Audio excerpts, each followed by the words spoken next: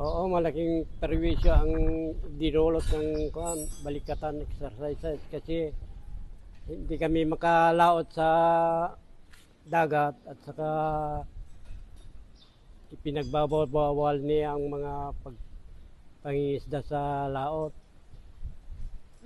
Meron na po bang tulong na ibinigay sa inyo, sir?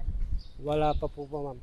Pero ano po yung sabi sa inyo, sir? Wala pang abiso, ma'am, sa mga Kamunod niyo po ano? Ano po yung sabi nila sa inyo, sir? Hanggang kailan kayo na hindi pwede pumalakot, sir?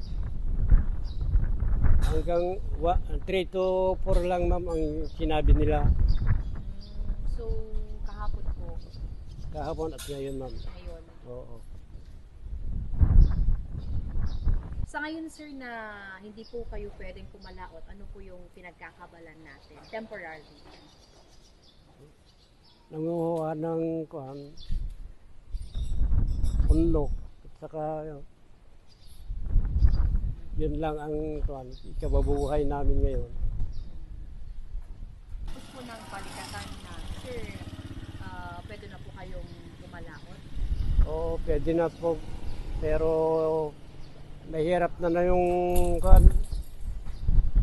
isda na mahuhuli namin kasi So, maaaring konti na lang, sir, yung mga isda ang makukuha nyo pagkatapos oo, naman. konti na lang.